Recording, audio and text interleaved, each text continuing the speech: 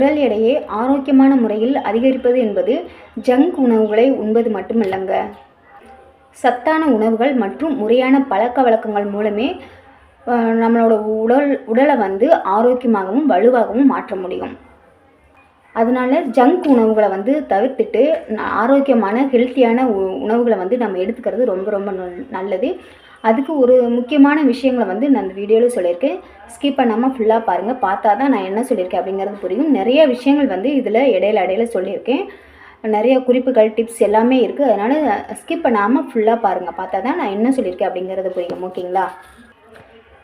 First ஒன்று calorie நிறைந்த உணவுகள், ஹை கலோரி ஃபுட்ஸ். அது என்ன அப்படிங்கிறத பார்க்கலாம். உடல் எடையை அதிகரிக்க நீங்கள் செலவழிக்கும் கலோரியை விட அதிக கலோரியை உட்கொள்ள வேண்டும். அதாவது நம்ம சாப்பிட்ற எந்த அளவுக்கு எனர்ஜி வேஸ்ட் ஆகுதோ அதை விட அதிகமான கலோரி இருக்கக்கூடிய உணவுகளை தான் நம்ம சாப்பிடணும். சரிங்களா? அதில் பருப்பு வகைகள். பருப்பு ரொம்ப ரொம்ப சத்தானது. துவரம்பருப்பு, கடலைப்பருப்பு மற்றும் பாசிப்பருப்பு போன்றவற்றை உணவில் அதிகம் சேர்த்து கொள்ள வேண்டும். சரிங்களா? நம்ம ரெகுலராகவே சாப்பாட்டில் பருப்பு சேர்த்துக்குவோம். அதில் முக்கியமான பருப்புகள் பாசிப்பருப்பு, துவரம்பருப்பு, கடலைப்பருப்பு சேர்க்கறது ரொம்ப ரொம்ப நல்லது. அடுத்து பால் பொருட்கள். தினமும் காலை மற்றும் இரவு 1 டம்ளர் பால் குடிக்கவும். தயிர், நெய் மற்றும் வெண்ணெய் ஆகியவற்றை உணவில் சேர்க்கணும். ரெகுலராகவே டீ, காஃபி அந்த மாதிரி குடிப்போம். ஆனால் அப்படி குடிக்கிறத விட்டுட்டு பால் காலையிலே நைட்டு 1 டம்ளர் பால் ஒரு 100 ml பால் நம்ம எடுத்துக்கிறது ரொம்ப ரொம்ப நல்லது. அதோட மதியம் சாப்பிட்ற உணவில் தயிர், வெண்ணெய், நெய் அந்த மாதிரி பொருட்களை சேர்த்து நம்ம சாப்பிட்டோம்னா இன்னமும் அதிகமாக நம்மளுக்கு ஆரோக்கியம், சத்தான நிறைய சத்துக்கள் கிடைக்கும். ஓகேங்களா? பால் பொருட்கள் சேர்க்கணும். அதில் கொழுப்பு அதிகமாக இருக்கனால உடல் எடை அதிகரிக்கிறதுக்கு பெரும்பாலும் அது உதவியாக இருக்கும். அடுத்து முட்டை மற்றும் இறைச்சி. தினமும் 1 அல்லது 2 அவித்த முட்டைகள் சாப்பிடுவது ரொம்ப ரொம்ப நல்லது. ரெகுலராக ஒரு 2 முட்டை வேக வச்சு சாப்பிட்றதுக்கு பழகிக்கணும். சரிங்களா? நம்ம ஆம்லெட் போட்டு சாப்பிடுவோம், ஆஃப் ஆயில், ஃபுல் பாயில் அப்படின்னு சொல்லிட்டு போட்டு சாப்பிடுவோம். அதை விட நம்ம வேக வச்சு சாப்பிட்ற முட்டையில் தான் சத்து நிறைய இருக்குது, அப்படியே கிடைக்கும். சரிங்களா? அதனால் ரெகுலராகவே 2 முட்டையை வேக வச்சு நீங்கள் சாப்பிட்றதுக்கு ட்ரை பண்ணுங்கள். ஆரோக்கியமான கொழுப்புகள். ஃபஸ்ட்டு கலோரி நிறைந்த உணவுகள் என்னென்ன அப்படின்னு பார்த்தோம். கலோரி நிறைந்த உணவுகள் அப்படின்னா பருப்பு வகைகள், பால் பொருட்கள் மற்றும் முட்டை மற்றும் இறைச்சி. அதில் கலோரி அதிகமாகவே இருக்குது. அடுத்து என்ன அப்படின்னா ஆரோக்கியமான கொழுப்புகள் என்னென்ன, எதுலாம் இருக்குது அப்படிங்கிறத பார்க்கலாம். சரிங்களா? நட்ஸு, பாதாம், முந்திரி, வேர்க்கடலை மற்றும் பிஸ்தா போன்றவற்றை ஸ்நாக்ஸாக சாப்பிட்லாம். ஸ்நாக்ஸாக நம்ம ஜங்க் ஃபுட், அதாவது போலோ, லேஸு அந்த மாதிரி நம்ம வாங்கி சாப்பிடுவோம். கடையில் விற்கக்கூடிய தேவையில்லாத பொருட்களை நம்ம ஆசைப்பட்டு வாங்கி சாப்பிடுவோம். ஆனால் அதெல்லாம் விட்டுட்டு நம்ம சாப்பிட்றதுல ஒரு ஸ்நாக்ஸ் மாதிரி பாதாம், முந்திரி, வேர்க்கடலை மற்றும் பிஸ்தா போன்றவற்றை ஸ்நாக்ஸாக சாப்பிடும்போது நிறைய என்ன சொல்வது ஆரோக்கியமான கொழுப்புகள் அதில் நிறைய இருக்கனால அது நம்மளுக்கு ஃபுல்லாகவே கிடைக்கும். சரிங்களா? அடுத்து பழங்கள். வாழைப்பழம் மற்றும் நேந்திரம்பழம் உடல் எடையை அதிகரிக்க சிறந்தவை. மாம்பழம் மற்றும் சப்போட்டா போன்ற இனிப்பு சுவை கொண்ட பழங்களையும் எடுத்துக்கொள்ளலாம். இதில் அதிகமாக வாழைப்பழம், செவ்வாழைப்பழம் சாப்பிடலாம். நேந்திரம்பழம் இதிலெல்லாம் சாப்பிட்றதுனால நம்மளோட உடம்பு உடல் எடையை அதிகரிக்கிறதுக்கு ரொம்ப உதவியாக இருக்குது. சரிங்களா? பழங்களில் இந்த பழங்களை நீங்கள் ரெகுலராக எடுத்துக்கோங்க.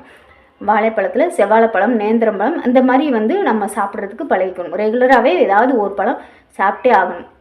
அதோட மாம்பழம், சப்போட்டா அந்த பழங்களும் சேர்த்துக்கலாம். சரிங்களா?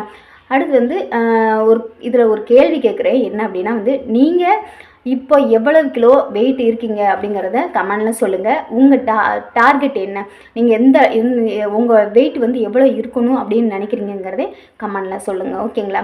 அடுத்து 3ஆவது விஷயம். ஃபஸ்ட்டு ஒன்று என்ன பார்த்தோம்னா கலோரி நிறைந்த உணவுகள். அடுத்து ஆரோக்கியமான கொழுப்பு எதுலெல்லாம் இருக்குது அப்படிங்கிறத பார்த்தோம். இப்போ 3ஆவது விஷயம் என்ன அப்படின்னா உணவு முறை மாற்றங்கள்.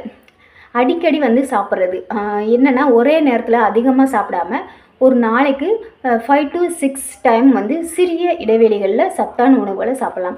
ஒரே நேரத்தில் நிறைய சாப்பிட்றத விட்டுட்டு கொஞ்சம் கொஞ்சமாக, அதாவது ஒரு 4 மணி நேரம் ஒரு 2 மணி நேரம் கழித்து ஒரு தடவை, ஒரு 3 மணி நேரம் கழித்து ஒரு தடவை, அந்த மாதிரி கொஞ்சம் கொஞ்சம் இடைவெளிகள் விட்டு சத்தான உணவுகளை கொஞ்சம் கொஞ்சமாக சேர்த்துக்கலாம். சரிங்களா? தண்ணீர் குடிக்கும் முறை. சாப்பிடுவதற்கு அரை மணி நேரத்துக்கு முன்னரோ அல்லது சாப்பிடும்போதோ அதிக தண்ணி வந்து குடிக்கக்கூடாது சரிங்களா. அதை தவிர்க்கணும்.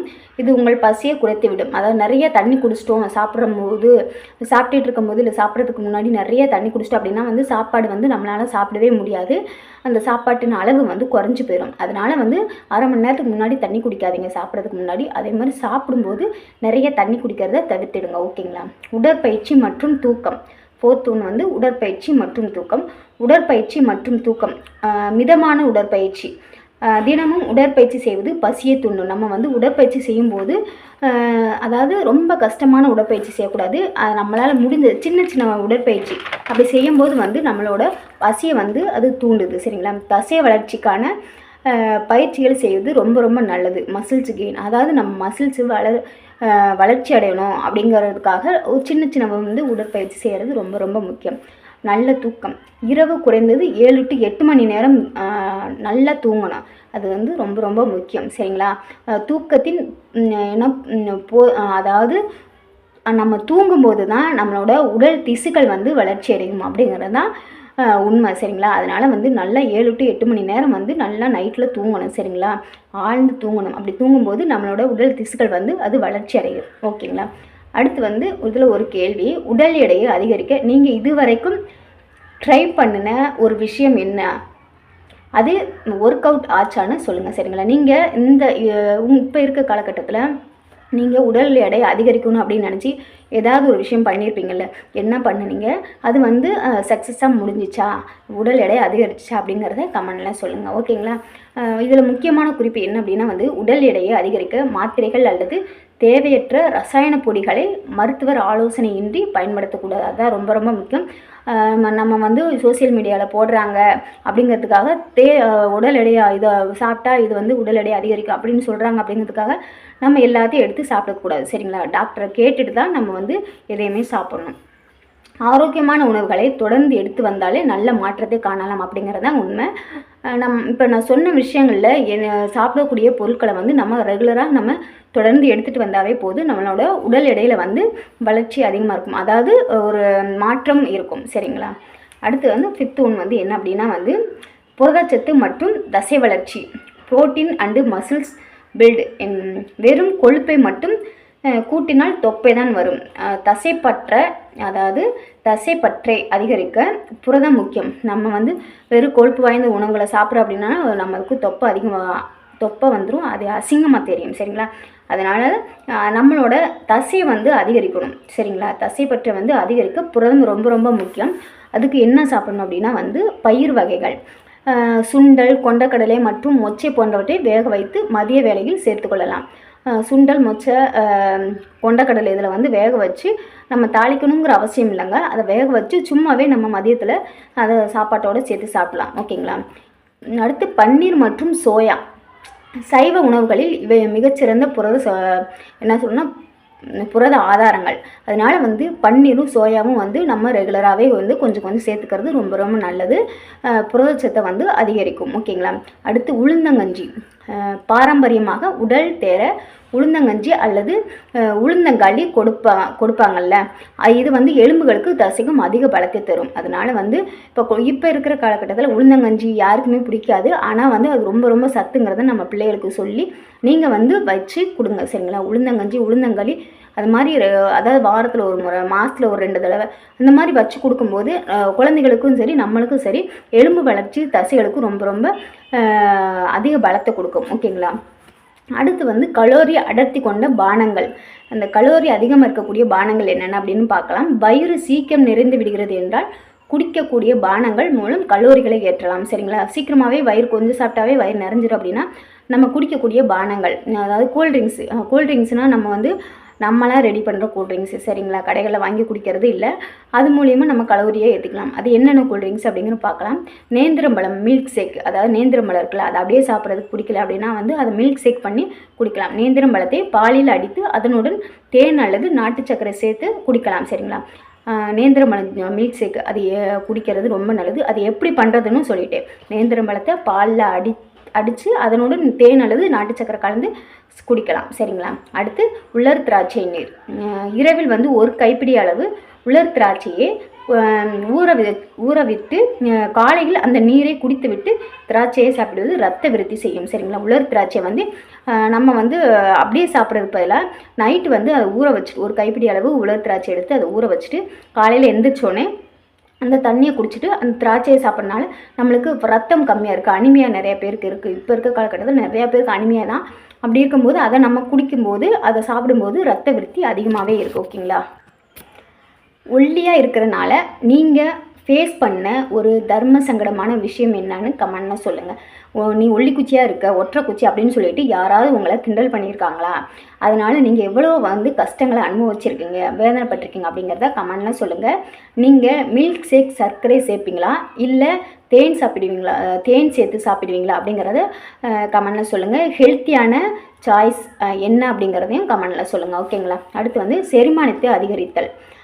அதிகமாக சாப்பிடுவது மட்டும் போதாது, அது உடலில் சேர வேண்டும். சரிங்களா? நம்ம நிறைய சத்தானதுங்கிறதுக்காக நிறைய சாப்பிட்றோம் அப்படின்னா அது பத்தாது. சரிங்களா? அதை வந்து அது வந்து நம்மளுக்கு செரிமானம் ஆகக்கூடியதாக இருக்கணும். அதுக்கு சீரக நீர். செரிமானம் சீராக இருந்தால் பசி எடுக்கும். சரிங்களா? சீராக இருந்தால் மட்டும்தான் பசி எடுக்கும்.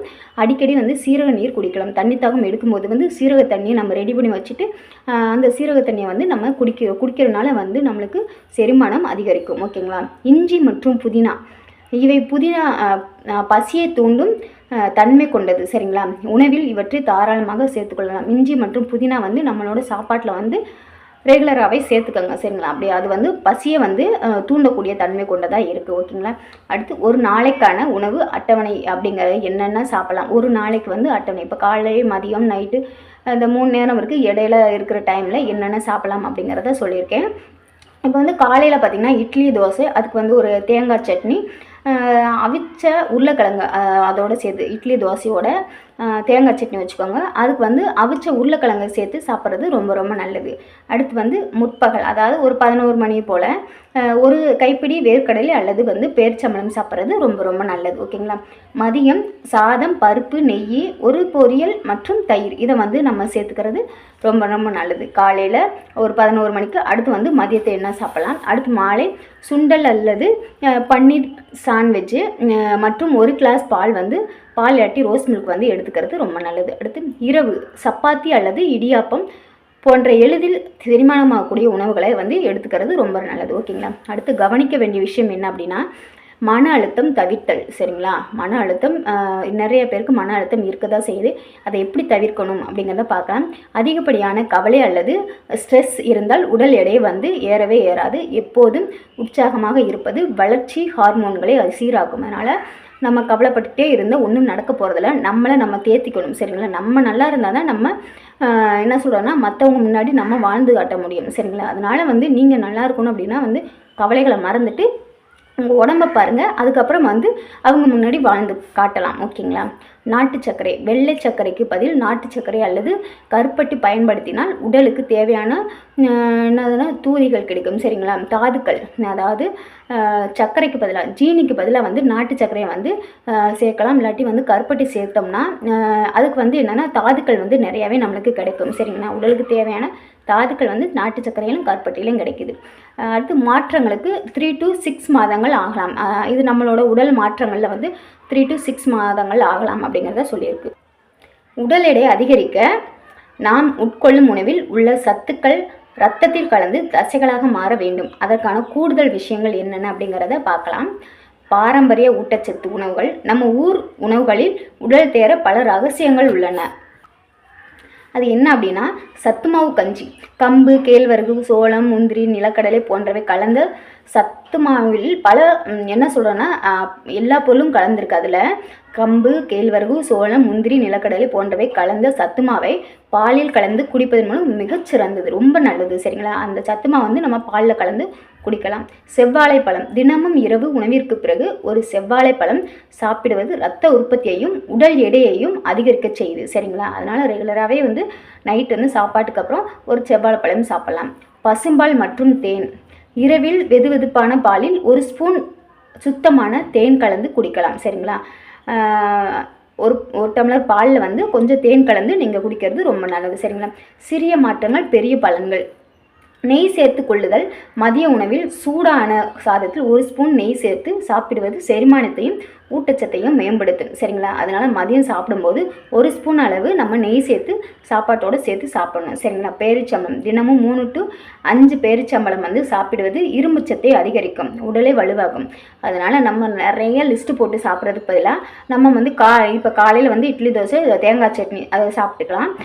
அடுத்து உருளைக்கிழங்கு அதோடு சேர்த்துக்கலாம். அப்போ மதியம் என்னென்னா நம்ம சாப்பிட்ற சாப்பாட்டில் கொஞ்சம் சூடாக இருக்குது அப்படின்னா அதில் 1 ஸ்பூன் நெய் சேர்த்து நம்ம அதோட சேர்த்து சாப்பிடும்போது நிறைய சத்து கிடைக்குது. அதோட என்ன அப்படின்னா பேரிச்சம்பழம் மதிய நேரத்தில் பேரிச்சம்பழம் ஒரு 3 to 4 பேரிச்சம்பழம் நம்ம சாப்பிட்லாம். சரிங்களா? போதுமான ஓய்வு எடுப்பதும் மகிழ்ச்சியாக இருப்பதும் உங்கள் உடல் எடை வளர்ச்சியை தூண்டும். சரிங்களா? அதனால் முக்கியமானது என்ன அப்படின்னா போதுமான அளவு ஓய்வு எடுக்கணும், மகிழ்ச்சியாக இருக்கணும். அதுதான் ரொம்ப ரொம்ப முக்கியம். நீங்கள் கவலைகளை மறந்துட்டு சந்தோஷமாக இருங்க, நல்லா சாப்பிடுங்க. கண்டிப்பாக உங்களோட உடல் எடை அதிகரிக்கும். ஓகேங்களா? ஓகே, இந்த வீடியோ உங்களுக்கு பிடிச்சிருக்குன்னு நினைக்கிறேன். பிடிச்சிருந்தா லைக் பண்ணுங்கள், ஷேர் பண்ணுங்கள், கமெண்ட் பண்ணுங்கள். சப்ஸ்கிரைப் பண்ணாமல் சப்ஸ்கிரைப் பண்ணிவிட்டு பெல் ஐக்கனை கிளிக் பண்ணிட்டு ஆளுங்க கிளிக் பண்ணுங்கள். அப்போ தான் நான் போடுற வீடியோஸ் எல்லாமே உங்களுக்கு நோட்டிஃபிகேஷன் வரும். ஓகேங்களா? ஓகே, பாய்ங்க. அடுத்த வீடியோவில் பார்க்கலாம்.